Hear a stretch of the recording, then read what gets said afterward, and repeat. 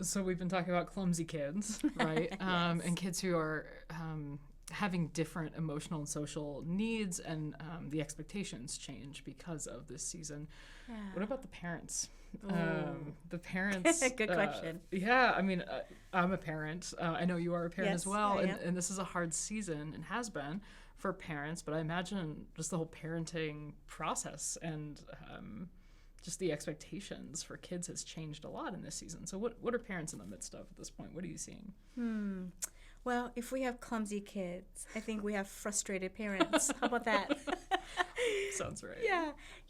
Just as kids are trying to navigate something very different, they never experienced it before, and they're trying to figure things out, so are the parents. And I'm a parent. I have a 6-year-old and a 3-year-old, and boy, am I making things up along the way. And the last couple of years have been really challenging. Yep.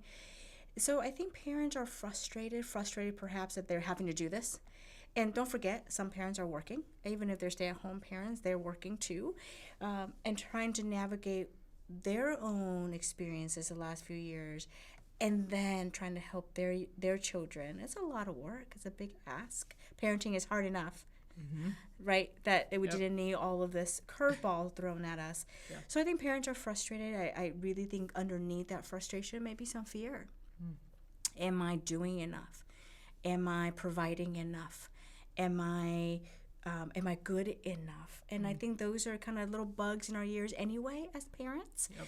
But especially true the last few years, as some of our options have been limited. Some of the things that we might have been able to be creative in the past, we're no longer able to. So it calls on our insecurities as parents of, am I doing okay by my kids? Are my kids going to be okay?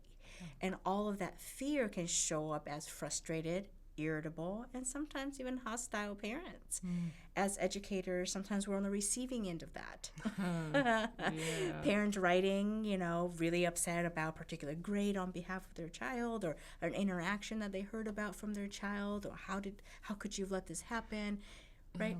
And that's not new, but it's been amplified. It sounds like in the past couple of years. Absolutely. Yeah. Yeah, I've often talk about, there've been helicopter parents, so parents who hover around their kids.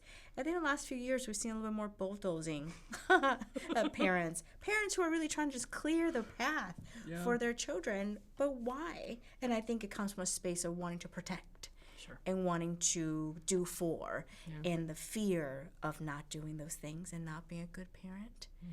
We talked about in different conversations that's important to now embody this idea of being a good enough parent. That parents, we give ourselves some grace, that we're doing the best that we can. It may not be right all the time. And we reserve the right to change our mind and pivot our course of action, right? Yeah. And we're just trying our very best. And being good enough is important. We don't have to be perfect right now. Sure. So for those of us who work with youth, it matters to really be very mindful of the whole picture of the household at this point, right? And knowing, I mean, most of us have been trained in family systems in some way, shape, or form, but having an understanding of, okay, this is a whole system problem. This is a whole family unit issue that needs care and grace and compassion.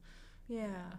And I use that, thank you for pointing that out, and I use that to really invite parents to take care of themselves too. Clumsy kids, frustrated parents.